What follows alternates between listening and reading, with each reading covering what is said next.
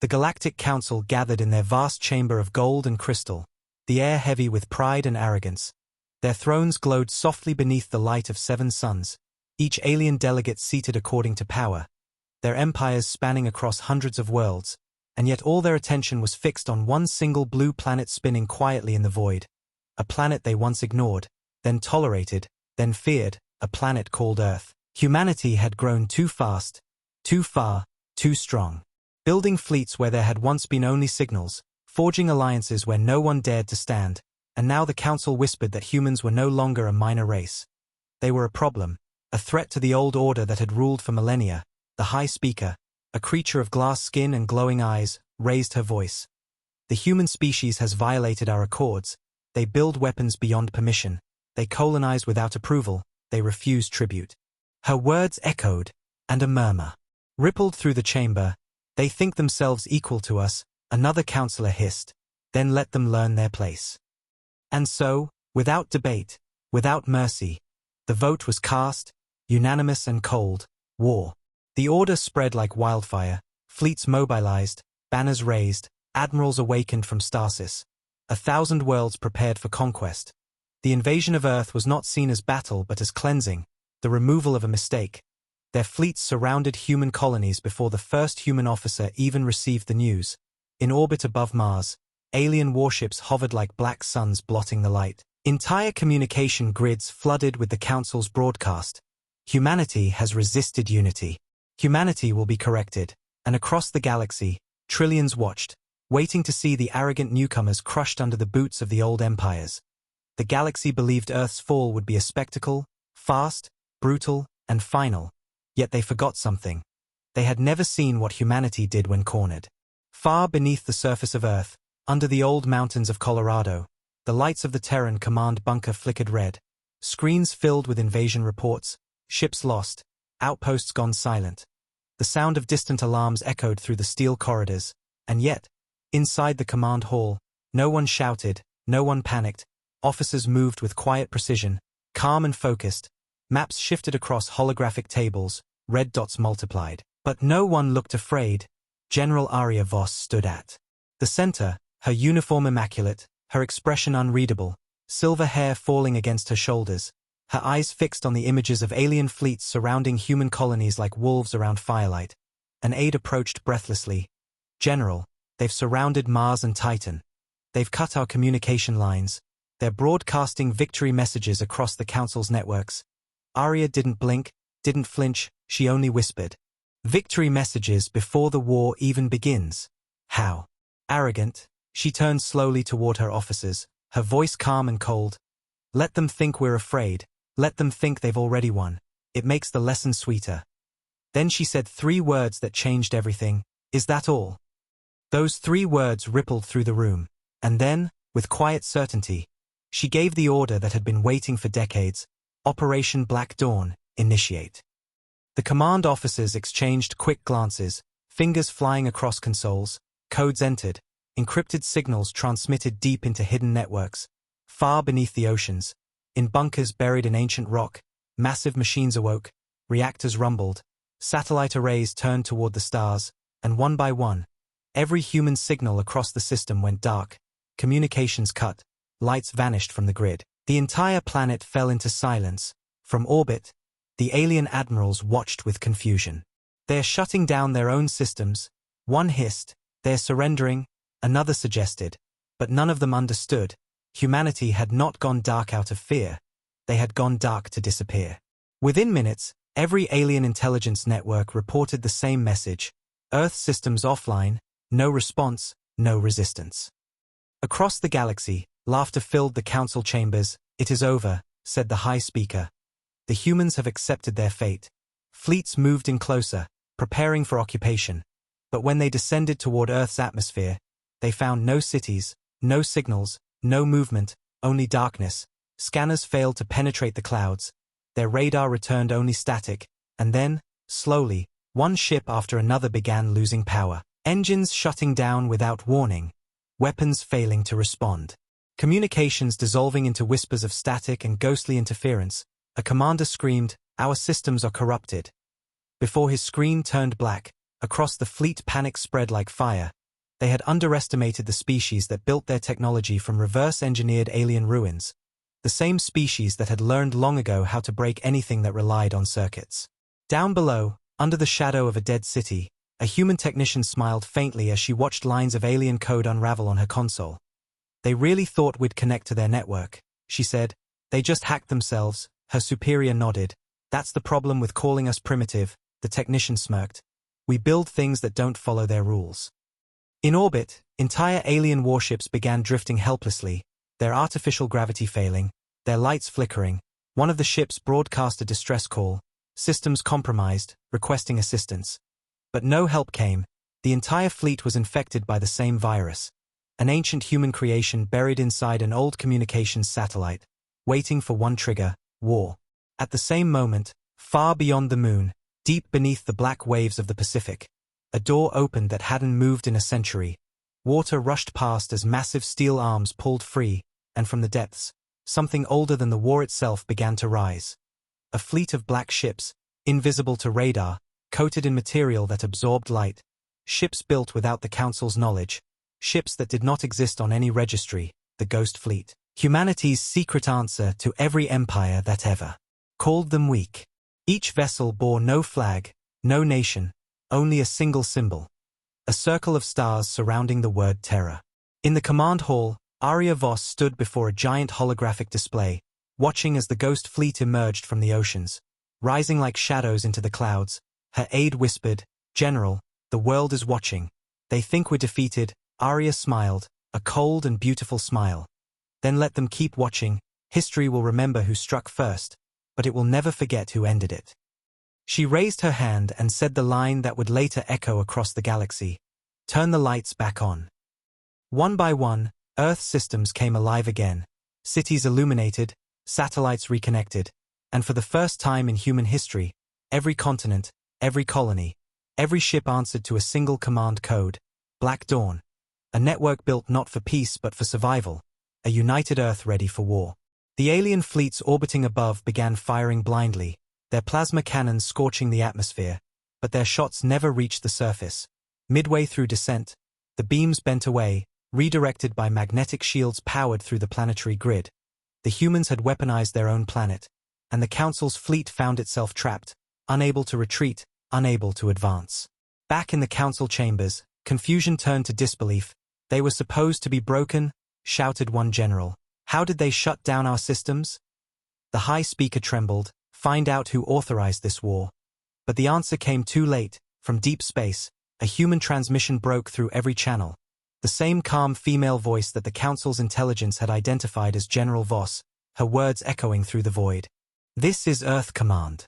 You declared war. We accept. Now, watch." The next few minutes changed the galaxy forever. From Earth's upper atmosphere, beams of light burst upward, hundreds of them, silent, elegant, invisible to most senses, each one piercing the void at impossible speed, targeting the engines of the alien fleet. Explosions lit the night sky like falling stars. The first alien armada to attack Earth was gone before it could fire a second volley. Their debris burned harmlessly in the atmosphere. And on every world that once laughed at humanity, the broadcasts went dark, replaced by static, the kind that feels alive, as if the universe itself held its breath. Inside the Nemesis-class command ship of the Council's fleet, chaos reigned, alarms blaring, officers shouting in languages no longer understood. A commander slammed his claws against the console. "They are everywhere. They're ships, our systems cannot track them," a subordinate cried. "They have no heat signatures, no transponders, they are ghosts." Then the commander looked up and froze. Outside his viewport, a massive human ship drifted silently, its hull dark, its weapons glowing with soft blue light. A single phrase painted along its side in human script: "Is that all?" Moments later, that commander's ship was gone, erased by a beam of energy that left no trace, and in the Council's palace, the high speaker watched the reports disappear one by one, her voice trembling as she whispered, "We have awakened something that cannot be contained." Back on Earth, General Arya Voss stood on the balcony of the command center, the wind carrying the faint hum of distant engines. She looked up at the stars and whispered, "They thought we'd beg for peace, but now they'll beg for silence." Behind her, The screens flickered with the light of the retreating fleets. Her aide asked quietly, "General, what do we tell the people?" Arya turned, eyes cold as glass. "Tell them the war has begun, and tell them this. When the galaxy declared war on Earth, they thought it would be the end, but it was only the beginning." The night sky above Earth glowed faintly red from the debris burning in orbit, the remnants of the enemy fleet falling like meteors. But no one on the ground looked afraid. They stood outside their homes, watching the fire rain from heaven, and for the first time in human history, the world was united, no borders, no factions, only humanity, one people, one purpose, one message whispered across every city, every ship, every heart. Is that all? And somewhere deep in the void, beyond the light of the dying ships, something ancient stirred, a shadow older than the council itself, watching, listening, as if the stars themselves had taken notice. But for now, only the humans spoke, and their voice echoed through the galaxy like a warning. You wanted war? Welcome to it. The galaxy had started the war, but humanity would decide how it ended. The invasion fleets hung above Earth like a crown of knives, their weapons glowing faintly in orbit, each ship a monument of alien arrogance, built by species that believed themselves untouchable. They expected chaos below, panic, surrender. But when they looked down, they saw nothing, no lights, no broadcasts, no motion, only darkness stretching from ocean to ocean. And in that darkness something shifted, something the aliens could not understand. It was not fear, it was patience. The same patience that had carried humanity through centuries of war, through hunger, through cold, through the long silence of space. And now that patience had turned into something else, something waiting to strike. Inside the alien command flagship, Grand Admiral Syleth of the Velcor Dominion watched the screens flicker, his claws tapping nervously against the console. "Why are their systems dark?" he hissed. "Where is their resistance? Where is the fire they're famous for?" His communications officer turned, his scaled face pale. "No response from their planetary networks, sir. Everything is offline, even the civilian broadcasts." Syleth leaned closer to the screen, narrowing his eyes at the black sphere below. "Then burn them," he ordered coldly. "If they will not fight, they will burn." The order spread through the fleet, plasma batteries charged, engines roared, and for a moment the heavens above Earth glowed red. But then, just before the weapons fired, every targeting system went dark. The power readings dropped to zero. The ships drifted helplessly. Alarms screamed through every deck. "We've lost control," cried one officer. "Our systems are locked," another shouted. "Who's doing this?" The answer came too late, a quiet voice cutting through the static of their comms. "Calm, human, female, we told you to wait." Across the fleet chaos erupted, lights flickered, engines sputtered, control panels shorted, and in the black sea of space between Earth and its moons, strange signals began to appear, hundreds of them, faint at first, then stronger, shapes moving where no ships had been moments ago, cloaked vessels of matte black hulls sliding through the void, invisible until they chose to be seen. The ghost fleet had awakened. Humanity's secret weapon built not in defiance but in preparation, every hull forged under the oceans, every circuit hidden from the Council's sensors, every weapon tested in silence, and now they rose like ghosts from the deep. On the ground, beneath the quiet cities, people watched from bunkers, command centers, and shelters carved into ancient stone. Screens glowed with the images of alien ships drifting helplessly. Laughter echoed softly in the dark. One technician whispered, "They thought we'd run." Another replied, "They thought wrong." And above them, the sky began to shimmer with faint blue lines as Earth's orbital defenses activated. Magnetic fields stretching across the upper atmosphere, an invisible dome. Shielding the planet, the aliens fired again and again, but their weapons bent off course, beams scattering harmlessly into space. "Impossible," screamed Syleth. "Their planet can't do this." Yet it did, because humanity had turned its entire home into a weapon, its atmosphere a living shield, its silence a trap. In the command bunker, General Arya Voss stood before a wall of screens, her arms crossed, her expression unreadable. One of her aides approached. "The fleet's confused, they're blind, we can take the offensive now." Arya's gaze remained fixed on the images above, the drifting ships, the explosions of their own reactors failing. "No," she said quietly, "not yet," her aide frowned. "But," Arya turned, her eyes sharp. We wait until they start calling for help. That's when we remind them what they started. The bunker fell silent again except for the hum of machinery, the rhythm of strategy, the heartbeat of vengeance measured in seconds. Up in orbit, Silith's fleet tried to regroup, activate emergency beacons. He ordered, send distress signals to the Council, tell them Earth has some kind of energy weapon. His officers obeyed, signals flashed through subspace, but none arrived. The moment they left the ship, they were intercepted, hijacked, rewritten, and what went out across the galaxy instead was humanity's own broadcast. This is Earth Command. You wanted war. Welcome. The transmission echoed across 1,000 worlds, a calm voice carried by stolen frequencies, and for the first time in centuries, the Galactic Council's networks fell silent, their pride suffocated by shock. Hours passed, then days. The alien ships above Earth remained adrift. Some had fled, others had tried to re-enter orbit and failed, crashing into the oceans or burning in the atmosphere. Their debris streaked across the night sky like falling stars, and on the ground, humanity watched in silence, not with celebration but focus, every move calculated, every shot measured. General Voss finally spoke, Phase 2, and deep beneath the oceans, old hangars opened, releasing vessels the size of cities, their surfaces black as shadow, their engines silent, the Ghost Fleet's second wave. This was humanity's answer to centuries of humiliation, every insult repaid in steel. The fleet rose from the sea like a storm, their hulls glimmering faintly under moonlight, waves crashing around them as if the ocean itself rejoiced. The people on the shore watched in awe, children pointing upward, soldiers saluting. One old veteran whispered, "We're not the prey anymore." And somewhere far above, the Ghost Fleet disappeared into orbit, vanishing into the darkness, invisible even to human eyes. Their mission was not to defend but to erase. In the alien command ship, Silith clung to hope. If we can reach the lunar relay, we can send a distress call. His navigator tried, but his claws trembled. "Sir, something's moving on the moon's surface." Silith frowned. "What is it?"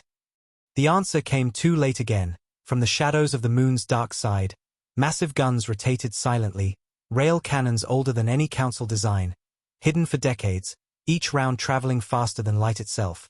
The first shot tore through a destroyer before its shields even registered the impact. The second cut Silith's flagship in half. The third silenced the fleet's escape route, and within minutes, there was nothing left but wreckage orbiting Earth like a crown of broken arrogance. Back in the council chambers, chaos erupted. The high speaker shouted over the noise. "What happened to the First Fleet? Why are we not receiving updates?" Her advisors trembled. The transmissions were hijacked, all of them. There's nothing left but one repeating signal. She turned sharply. "What signal?" Her aide hesitated, a human voice, saying, "Is that all?" The hall fell silent. Even the breathing of the councillors seemed to stop. And for the first time in history, the council felt fear. On Earth, General Aria watched the debris rain harmlessly through the sky, her voice low and steady. "They wanted a demonstration," she said. "We just gave them one."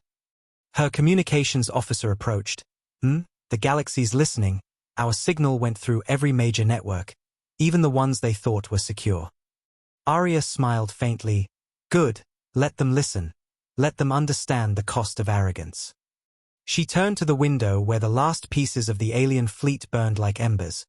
"We didn't want this war, but we'll finish it."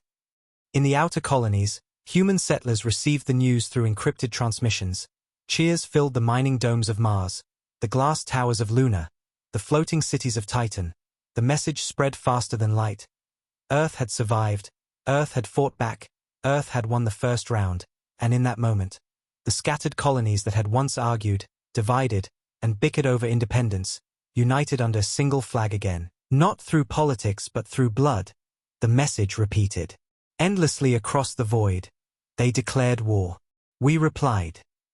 Meanwhile, at the edge of human space, where the Council's observation stations once stood, new readings began to appear. Hundreds of human ships moving outward, silent, methodical, forming a line that stretched across the frontier.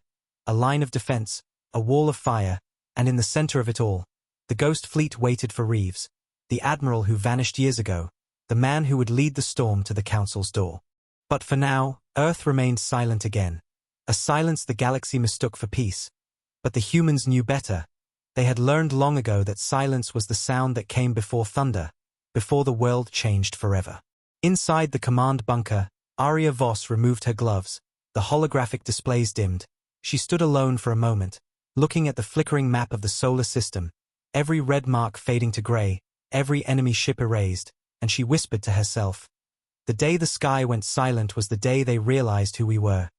Her reflection stared back at her, a soldier, a survivor, a shadow of mercy turned into resolve. And she knew this was only the beginning. Above her, in the quiet vacuum of space, the debris of the enemy fleet drifted endlessly, silent monuments of hubris, circling the planet they had dared to conquer, and among the wreckage, small drones moved, gathering data, salvaging technology, preparing for what came next. Humanity was no longer reacting, they were adapting. And far beyond the stars, in the hidden corners of the galaxy, whispers began to spread, fear turned into prophecy. The same words repeated in alien tongues. They didn't surrender. They disappeared. And when they came back, the sky went silent. The galaxy believed the battle for Earth had ended, that humanity would rebuild quietly behind its glowing blue shield, that their silence meant retreat. But silence had always been the human weapon. Silence was thought. Silence was movement. Silence was the sound of something gathering strength.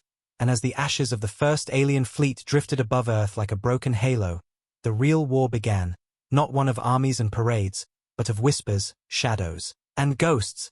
Across the void the Council sent more fleets, cautious this time, hundreds of ships equipped with countermeasures, AI resistant to human viruses, new shields, new weapons, but none of them came back. One by one their signals vanished. Their beacons went dead, their last transmissions fragments of panic and disbelief. They are behind us, we can't see them, they're inside our, and then static, endless static, and the empty black of space swallowing everything. For the first time in its long reign, the Galactic Council began to feel hunted. No one knew when the first strike really came. Some said it was over the mining colonies of Epsilon Prime. Others whispered it began near the frozen rings of Calais 9. But all the stories ended the same way. Entire fleets vanishing, stations gone dark, no wreckage, no distress signals, just absence. As if humanity had learned to erase not just ships but memory, and in a way, they had, because Operation Black Dawn had never been designed to defend Earth alone. It was a web, a living network. Stretching across the stars, activated by human command codes buried in satellites left behind decades ago, hidden inside trade routes, even inside the Council's own communication beacons. And when General Arya Voss whispered Phase 3, the web came alive, every hidden node transmitting coordinates, every shadow ship emerging from behind dead moons, and in the black vacuum of space, humanity moved without light, without sound, without mercy. From the bridge of the TNS Valiant, the flagship of the Ghost Fleet, Admiral Reeves stood watching the map unfold before him, red dots blinking and vanishing as alien strongholds fell one by one. He said nothing for a long time, only the hum of the ship filled the silence. His crew waited for orders, young officers with faces carved from steel and sorrow. They had lost families on the colonies, seen cities erased by the Council's first attacks. And now they fought not for survival but for memory. Reeves turned finally, his voice low, "Begin the sweep." And that was all it took. The fleet vanished from sensors, folding into the dark, 1,000 ships moving as one, each one cloaked, silent, their engines leaving no wake, and the galaxy began to bleed. Over the planet Threxus, an outpost that had once been a Council fortress, alien officers relaxed in false safety, drinking, laughing about the primitive humans. When the alarm sounded it was already too late. A ripple moved across the sky, invisible to the naked eye. Then the city went dark, every reactor dead, every weapon silent. Seconds later the ground shook as rail slugs rained from orbit. Strikes so precise they cut through command towers without touching the surrounding streets. And then, from the dust, came the human infantry, silent, armored in black composite, moving like smoke, no shouts, no orders, just cold efficiency. When the last alien commander looked up from his bunker he saw them standing in the light of burning skies, their helmets reflecting the flames.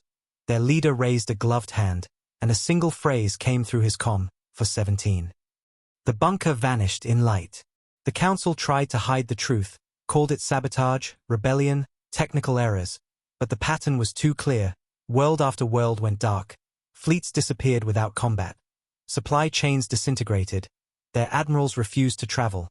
Their soldiers deserted, because everyone knew now. When the humans came, they wouldn't be seen until it was too late. They struck without warning, vanished without trace, and left only wreckage that drifted like ghosts through the night. The galaxy began, calling them the Phantoms of Sol. In the council chamber, panic turned into hysteria. Reports flooded in faster than they could be read. Governors screaming for help, generals demanding reinforcements, empires blaming each other for the human incursions. The High Speaker slammed her claws on the table. "Find them," she shouted. "Find their fleets. How do they move unseen through hyperspace?" Her advisors trembled. "Their technology shouldn't exist. They are bending laws we don't understand." Another voice whispered, "Maybe we never should have taught them ours." And silence followed because deep down they all knew the truth. Their own arrogance had armed the humans. Every scrap of technology Earth possessed had been stolen, studied, improved, and turned into something new, something the Council no longer controlled. Meanwhile, on the frontier of human space, Admiral Reeves watched it all unfold, his fleet positioned behind a dying star, invisible even to nearby sensors. "They've spread their fleets thin," Captain Lin said beside him. "They're guarding ghosts now." Reeves nodded slightly. "Then we'll give them ghosts to chase." He gestured toward the projection, a holographic sphere filled with enemy fleet paths. "Release the decoys." Lin hesitated. "Sir, they'll think we're everywhere." Reeves smiled. Faintly, exactly, within minutes, hundreds of false signals burst across the galaxy, mimicking human ship signatures. Entire sectors lit up with phantom fleets. Council admirals scrambled their forces, dividing their power again and again until they were blind and exposed, and in that chaos, humanity struck the real blow. At the Council's primary shipyard orbiting the gas giant Ulareth, thousands of vessels sat in dock, refueling, unarmed, their crews resting. No one noticed the faint distortion outside the atmosphere until the alarm screamed. By then it was too late. The Valiant dropped out of cloak, its railguns already charged, and in the space of 30 seconds the largest shipyard in the galaxy became a ring of fire, fragments of metal spiraling away, fuel depots detonating in waves that could be seen from orbit. Reeves gave no orders to cease fire. Only when the last structure broke apart did he finally say, "That's enough." His voice soft, almost sad. "They'll remember this more than any speech." The footage spread across every surviving network. The Council tried to suppress it, but it was too late. The image of a single human ship hovering above the ruins of 1,000 alien vessels burned into the collective mind of the galaxy. And with it came a message, transmitted in every language, simple, cold: "You declared war. We accepted. Is that all?" Back on Earth, people gathered around screens, in homes, in bars, in training halls. The message played again and again. But there was no cheering, only silence and pride. Humanity had stopped being prey. But they had not become monsters. They were simply what the galaxy had forced them to become: necessary. Children born during the war grew up watching those transmissions, knowing that their parents had turned fear into power, knowing that the word human now meant something that even empires whispered carefully. Weeks turned to months, and the Council's empire shrank like a dying flame. Systems once united under its banner now declared independence. Entire races defected, offering alliances to Earth. But Reeves refused them all. "No more councils," he said. "No more chains. Each world will stand on its own, or not at all." His officers looked uneasy. "Sir, they fear us," one said quietly. Reeves turned toward the viewport where the shattered remnants of another alien fleet drifted. "Good," he replied. "Fear is the beginning of respect." But even as humanity's victories grew, strange things began to happen. The deeper the fleets pushed into the old Council territories, the more they encountered empty worlds, abandoned stations, planets stripped of resources and life. It was as if someone else had been there first, watching, cleaning the battlefield. Reeves noticed it too. The readings, the patterns, the missing pieces. "They're not retreating," he said one night to Lin. "They're hiding something." Lin frowned. "Another fleet?" Reeves shook his head. "No, something older." He stared at the star map, his finger tracing a line between the dark systems. "They're pulling back toward the core, not from us, but from something else." For now, though, none of it mattered. The humans had become unstoppable. The ghost fleet moved like wind through the void, and the galaxy that once saw them as primitive now prayed not to see them at all. Even the Council's propaganda couldn't spin the truth anymore.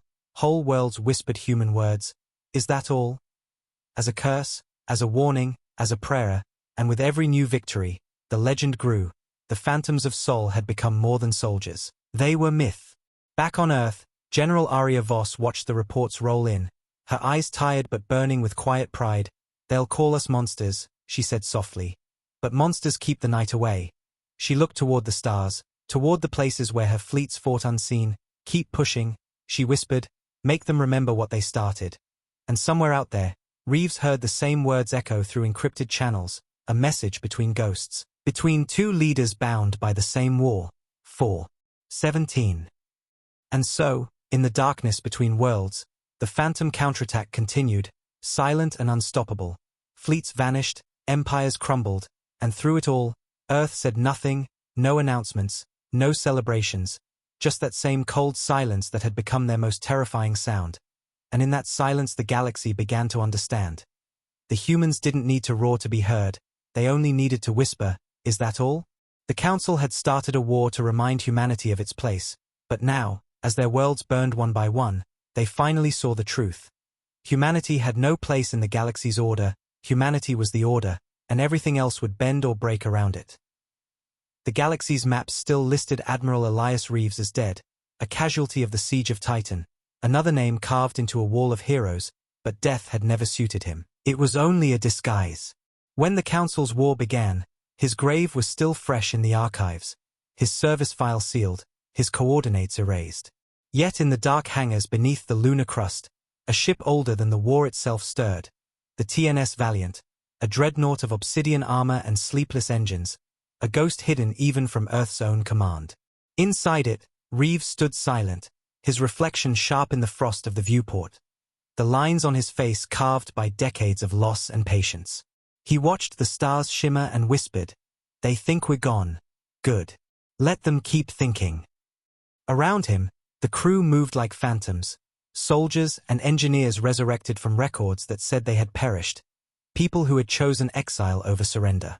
For 20 years they had waited, listening to the hum of reactors older than most nations, and when the first signal of the Council's invasion reached them, Reeves only smiled, a thin line of purpose, prepare the fleet, he said, it's time to remind them who we are. The Valiant broke free from the moon's shadow with no fanfare, its hull absorbing light, a moving absence rather than a ship, followed by hundreds of vessels without names, their identification transponders stripped, their insignias painted black. From a distance, they looked like holes in space itself, spreading behind the Valiant like a tide. Reeves walked the bridge slowly, his boots echoing on the metal floor, his eyes never leaving the stars. Course for the Council frontier, he ordered. Stealth protocols active. No transmissions. Captain Mara Yin glanced at him, her voice cautious. Sir, the Council still believes you're dead. We could use that. Reeves's answer came without hesitation. We will. Their first jump carried them through artificial wormholes once stolen from Council experiments. The equations rewritten by human minds that understood improvisation better than perfection. The fleet emerged within the asteroid belt of Ravane system, where 3 Council patrol ships drifted lazily, unaware. Reeves gave no command to fire. He waited until the patrol sensors flickered, confused by false readings, until their navigation screens filled with static. Then, with a gesture, he whispered, now. The human ships appeared like shadows solidifying, railguns spoke in flashes of silent lightning, and the patrols simply ceased to exist, their wreckage turning slowly in the void. Reeves didn't watch the explosion. His gaze was already fixed on the next set of coordinates. No survivors, he said quietly. We don't need warnings following us. News of the attack reached the Council hours later, stripped of detail, buried in panic. A rogue faction, they said, pirates. None suspected the dead man leading the ghosts. But whispers began nonetheless. Old soldiers who remembered Reeves's tactics recognized the pattern. The precision strikes, the silence, the complete erasure. Someone muttered in a war room, it's him. Another answered, impossible. Yet somewhere deep inside, they knew the truth. The humans had unleashed their forgotten admiral, and the galaxy's balance had shifted again. Reeves's fleet moved like a storm through quiet systems, never lingering, never repeating a route. Every attack followed the same rhythm. Appear, strike, vanish. Supply lines collapsed, relay stations turned into fire, and the Council's admirals found themselves chasing shadows across half the galaxy. Inside the Valiant, Reeves studied every intercepted transmission, his eyes tracing the patterns of fear. Captain Yin approached cautiously. "Sir, we're crippling them faster than Command anticipated." Reeves nodded. "Fear works better than destruction. Leave them their ships. Let them tell the story." She hesitated. "Some say you're becoming the story yourself." Reeves turned to her, expression unreadable. "Then make sure it's a good one." At the same time, back on Earth, General Arya Voss received the first confirmed signal of the Valiant's return. The room fell silent as the screen came alive with Reeves's insignia, an old emblem of the Terran fleet, a single star over a broken chain. "He's alive," someone whispered. Voss allowed herself a rare smile. "Good. Let the Council see what happens when they fight the ghosts they created." Across the frontier, the Council marshaled its forces, drawing fleets from loyal worlds, lining them along the Aurelian corridor, the same region Reeves once defended at Titan. They wanted to end the myth, to kill the dead man a second time. Reeves expected it. "They'll bait us," he told his officers. "They'll think the past still scares us." He leaned closer to the map, his hand brushing over the holographic stars. "Let them." When the Council Armada arrived, 5,000 ships strong, they found only silence. The trap had already been sprung. Reeves had seeded the corridor with phase mines invisible to scanners, each one dormant until an engine's signature passed within reach. As the first wave entered, the mines bloomed like flowers of light, tearing through hulls, chain reactions igniting the rest. From the distance, the Valiant watched as the corridor turned into a graveyard of burning debris. Reeves's voice was barely audible. "For Titan," he murmured, and the bridge crew stood in silence, watching the ghosts of their past avenged. The destruction of the Aurelian Armada shattered what remained of the Council's morale. On every world, riots broke out, governments fractured, lesser empires pulled back their fleets, refusing to die for their masters. Reeves sent no message, made no claim of victory, because victory was never his goal. Annihilation of their confidence was. To break an empire, you break its faith in itself. He understood that better than anyone. Weeks later, Reeves stood alone in his quarters, staring at the small metallic case on his desk. Inside lay an old photograph, Earth, blue and fragile, taken from orbit during his first command. His fingers brushed the glass, and for a moment his expression softened. "We never wanted this," he whispered, "but they kept pushing." The ship's AI, Echo, responded quietly. "War is inevitable when arrogance meets fear." Reeves smiled faintly. "Then let's make sure they remember which side we were." His next move would be the boldest yet, straight into the heart of the Council's power. The Valiant and her fleet jumped into the Seraph system, home to the Council's central archive, a planet-sized database of every law, treaty, and lie that had ever justified their rule. Reeves gave no order for bombardment. Instead, his ships released pulse drones that latched onto the network grid, rewriting code, flooding the archives with truth. Across the galaxy, the Council's hidden atrocities, slave trades, engineered famines, false treaties, broadcast themselves onto public channels. Worlds that had once served obediently rose in rebellion overnight. Reeves didn't need to fire. The truth did it for him. In the Council chamber, chaos returned, louder than before. "He's not fighting us," the High Speaker cried. "He's unmaking us." An aide shouted, "Our fleets won't respond. Their AI cores have been rewritten with human code." And another voice whispered what everyone feared. "He's not destroying us out of hatred, he's correcting history." Far away, in the quiet dark beyond Seraph, Reeves stood at the viewport again, watching the Council's capital flicker with the first fires of revolt. Captain Yin approached. "Sir, the galaxy's turning on them. You've done it." Reeves shook his head slowly. "No, Captain. We've only reminded them what happens when you forget the humans you buried." The fleet turned toward the next coordinates, the stars stretching ahead like a path of embers, and Reeves whispered to the void, They called us primitive, they called us reckless, they called us extinct.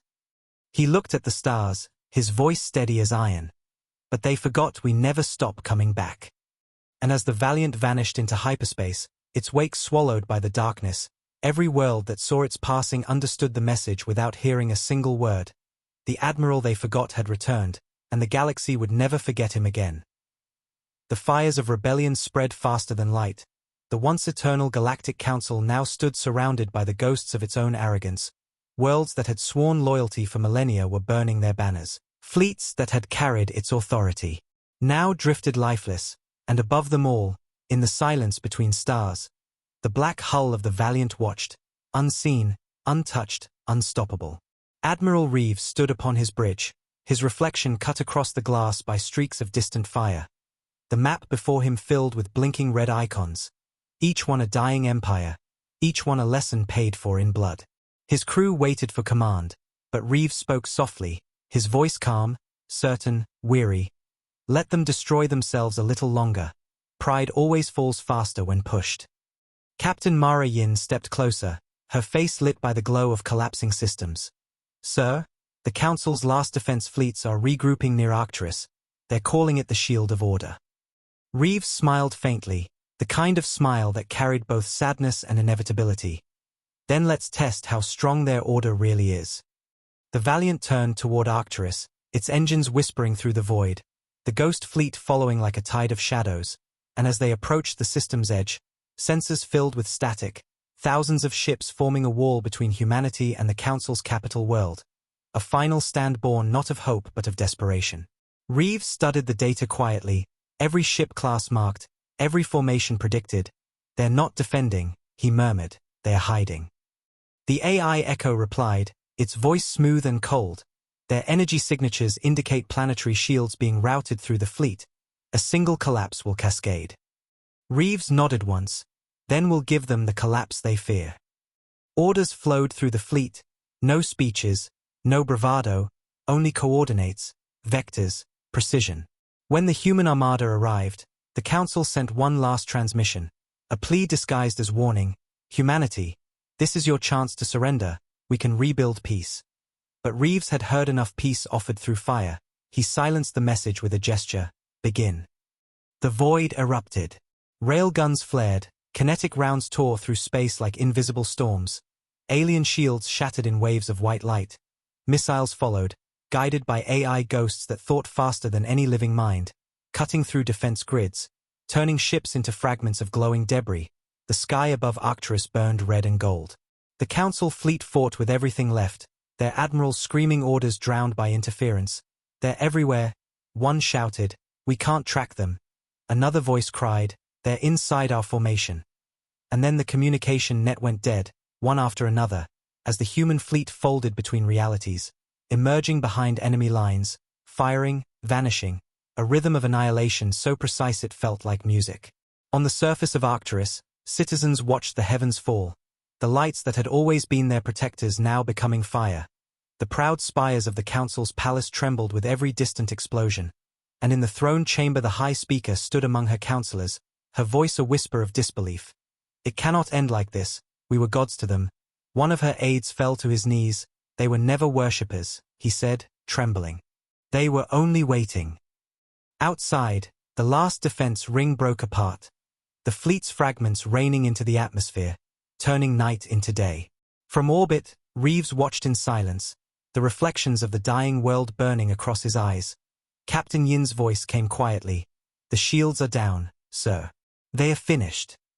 Reeves said nothing for a long time, his hands clasped behind his back, his breathing slow, steady, and when he finally spoke, his voice was soft, almost mournful. Transmit this message across every open channel. The communications officer nodded, her fingers moving swiftly. Reeves began to speak, each word measured, heavy. To the Council and to the galaxy that followed them, humanity accepts no surrender, because mercy was the first casualty of this war. You taught us fear, you taught us silence, you called us primitive for wanting peace. But now you've seen what your lessons created, you've seen what comes after your arrogance. We do not seek your world, your wealth, or your rule. We seek balance, and we will not ask twice. The message ended, no signature, no emblem. Just the echo of his voice carried across 1,000 broken networks. Arcturus fell within hours.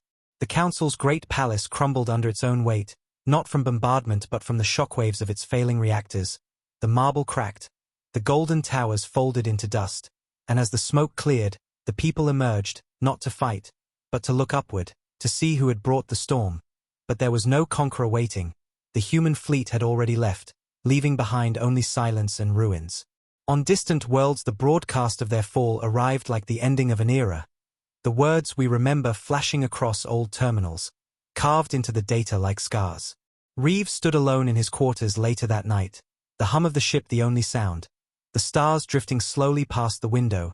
He poured a small cup of dark liquid, stared at it for a moment, then placed it down untouched. He whispered to himself, "This isn't victory, it's equilibrium." Echoes spoke from the wall. "The galaxy will call it conquest." Reeves smiled bitterly. They called slavery peace. Let them name this how they like. Back on Earth, General Aria Voss received the confirmation, her aides expecting her to celebrate. But she didn't. She stood at the command balcony overlooking the Atlantic, the waters calm and silver, the reflection of the stars unbroken by war. "The Council is gone," one officer said proudly. Aria's reply was quiet. "No, not gone, only replaced by silence, and silence can be dangerous." She turned toward the holographic display of Earth's orbit. Hundreds of new ships forming defensive rings. "Keep the fleets ready," she ordered. "The universe just learned how loud we can be, and someone out there will want to test it." In the months that followed, the galaxy shifted like a living thing, wounded and gasping. Old borders collapsed. New alliances formed in the shadows. But none dared challenge Earth again, not yet. Reeves's name became legend, whispered as both savior and destroyer. The Phantom Admiral, the dead man who ended empires, and on the surviving Council worlds, his words were carved onto the ruins, a reminder that pride, once broken, never stands the same. Yet even as peace settled uneasily across the stars, strange transmissions began to echo from the outer rim. Signals no one could decode, tones buried in static, frequencies older than the Council's recorded history. One of Reeves's scouts brought him the report. "Sir, it's not human, not Council either, something deeper." Reeves studied the waveform, his eyes narrowing. Where did this come from? The scout hesitated. Beyond mapped space, near the Perseid Divide, no colonies, no life signs. Reeves's jaw tightened. Then we're not done. He walked to the viewport again, staring at the endless dark, the remnants of pride still burning faintly in the galaxy below, and in that silence, he said what history would later record as prophecy. "The Council thought they were gods, and we proved them mortal. Let's hope the next ones we meet aren't worse." Behind him, the Valiant's engines ignited, the fleet shifting course toward the unknown. The stars bending under their wake, and across the void, the faint whispers of something vast answered back.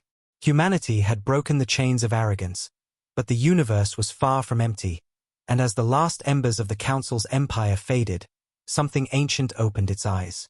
The fall of pride was complete, but the age of reckoning had just begun. The Council was gone, their fleets scattered and their cities turned to dust. Yet the stars did not grow quiet, they trembled. Across the void, the whispers began again, about Earth, about the world that would not kneel, the planet that had risen from silence and darkness to burn empires into memory. Humanity had done what no one else dared. They had defied the galaxy's oldest order and survived. But survival was never enough. Even in victory, the humans did not rest. Their cities shone brighter, their shipyards worked through endless nights, their fleets expanded into the black. And still, they built not in pride but in warning, because every soldier, every engineer, every mother who had buried someone under the fire of alien arrogance knew that peace was a lie written by victors who forgot. Earth did not forget. From orbit, the world looked calm, blue, beautiful, unscarred. But beneath its oceans and mountains ran the scars of 1,000 years of fear. Deep under the Pacific, the Ghost Fleet docks glowed faintly, their bays filled with silent ships waiting for a war that had not yet begun. Above the clouds, orbital defense rings turned endlessly, their railguns aligned with the stars, patient and cold. And at the heart of it all, inside Geneva Command, General Arya Voss stood once more before her screens, the glow of holographic light outlining her face like steel. Her voice calm, steady, unshakable. "Reeves has not returned," she said, "and I fear he will not until he knows what's out there." Her aide nodded. "His fleet hasn't transmitted in weeks." The last message came from beyond the Perseid Divide. Nothing since. Arya's gaze didn't move from the star map. "He's chasing something," she murmured. "And whatever it is, it's older than the war we just won." Far beyond human space, beyond the wreckage of Council worlds, the Valiant drifted through darkness. The stars here were faint and cold, their light bent by strange gravity wells.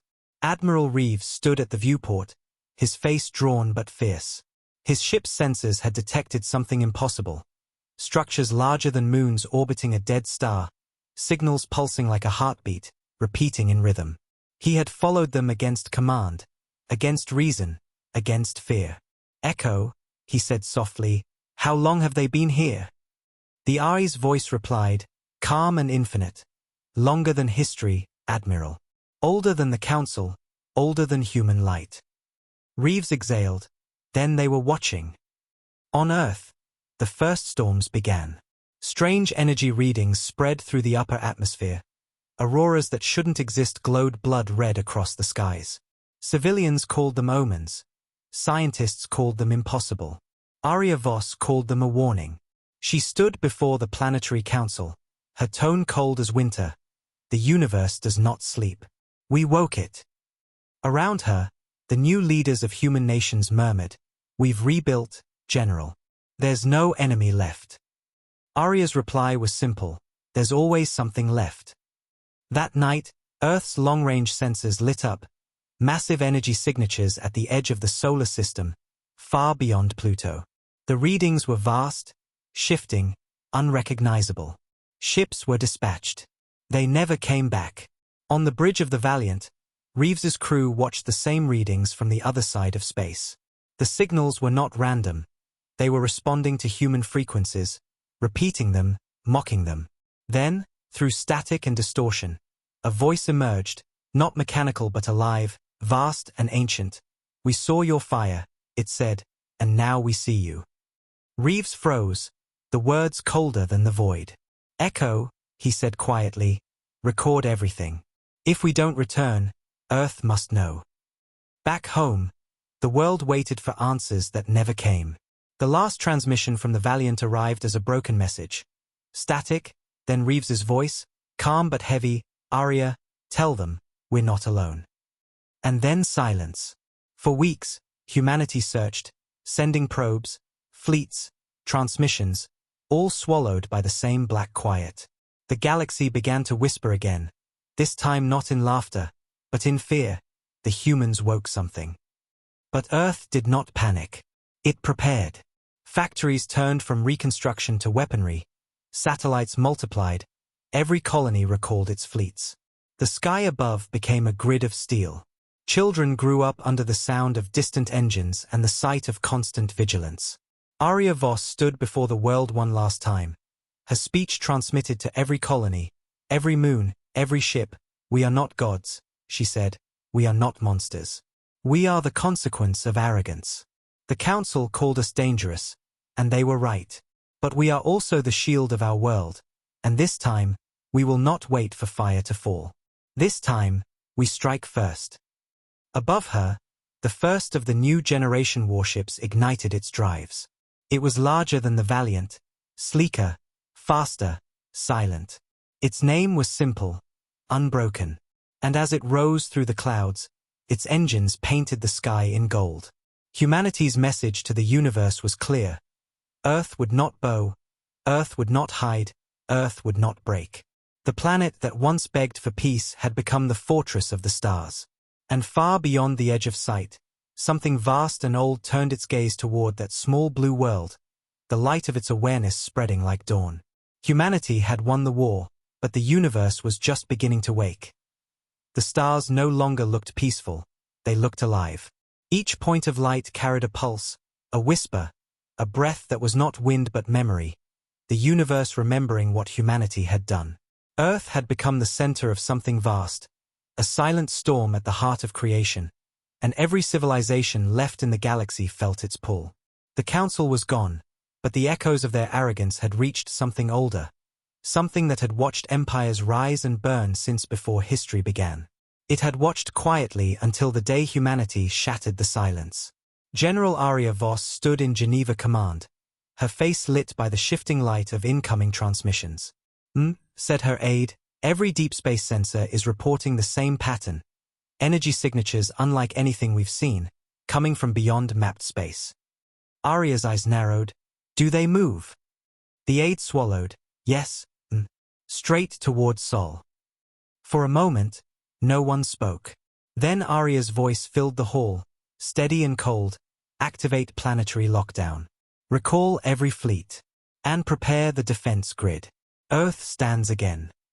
The message went out across every human colony, and within hours the void filled with movement. Fleets returning, stations powering up, every ship aligning toward home. The night sky over Earth shimmered as the orbital rings lit up, their rails glowing white-hot with energy, each gun capable of tearing moons apart. Children stood on rooftops watching the spectacle, not with fear but pride. They had grown up in the shadow of war. Now they would see what it meant to be human in the face of the unknown. At the same time, far beyond the edge of the solar system, the Valiant drifted in darkness.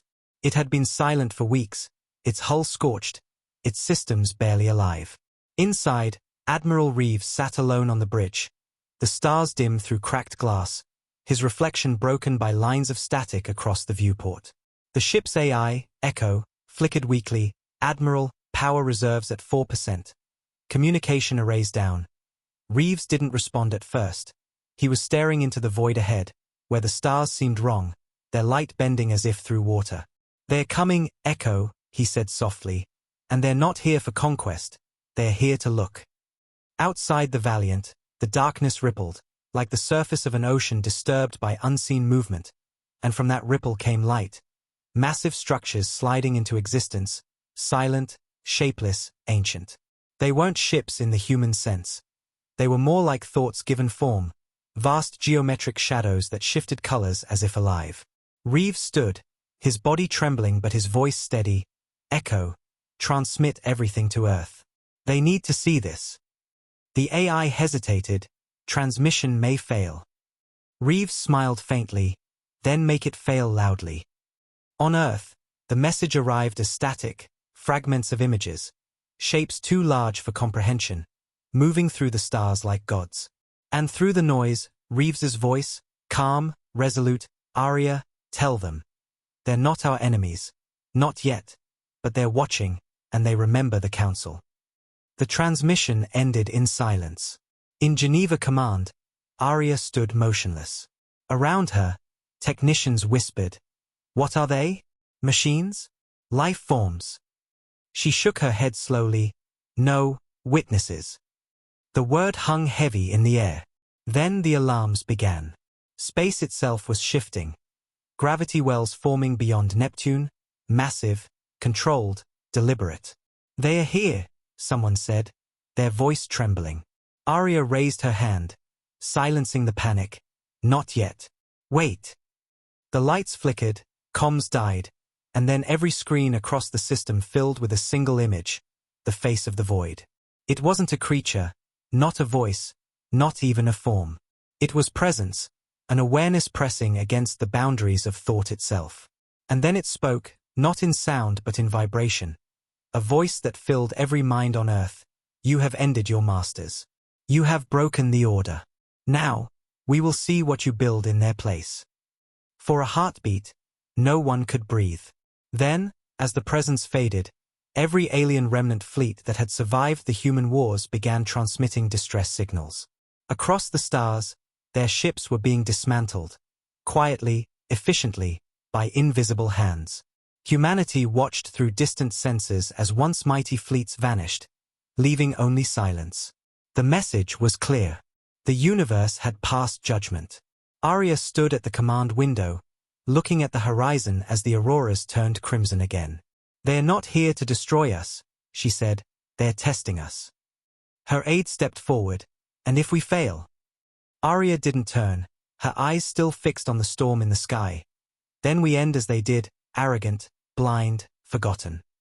She turned back to her officers, her expression hard as iron. We've survived worse. If the universe wants to judge humanity, let it. We'll show them what we've always shown, resilience. The order went out. Every fleet moved into position, every defense grid synchronized, every colony silent and waiting. The galaxy watched as Earth prepared again, not to conquer, not to rule, but to endure. Above the clouds, the unbroken, Earth's newest flagship, rose from the shipyards, its hull gleaming like midnight glass. Its engines lit the heavens with pale gold fire as it climbed beyond the atmosphere. Inside its command deck, the crew moved in silence, their faces determined, their eyes bright with the reflection of 1,000 stars. A single message pulsed from the ship's beacon, transmitted across every frequency in every known language. We are here. We are ready. We do not kneel. And somewhere far beyond human reach, the watchers stirred again. The stars bent slightly, the light shifting as if the universe itself had taken a breath. Then, through that breath, through that impossible silence, came a whisper, not alien, not divine, but familiar. Reeves's voice, faint but alive, echoing across the void. They see us, Arya. They are waiting. Tell Earth to hold. The transmission ended, but the signal didn't. It kept repeating, faint, unending, carried by light and gravity across time itself, a reminder and a warning both. On Earth, the people listened, their world bathed in the glow of the aurora, and they understood what it meant. The war was not over. It had only changed shape. General Arya Voss looked up at the sky, her face calm, her voice a whisper carried through the silence of command. Then let them come. Humanity does not bow to gods. And as the stars above flickered, the engines of the unbroken roared to life, the fleet aligning around Earth in perfect formation, a wall of light against the dark. The ancient watchers watched, the void trembled, and the last words ever recorded from that night echoed across every transmission, across every world, carried forever by the wind of time. The galaxy thought it had seen the end of war. It was wrong. Earth doesn't end. It endures.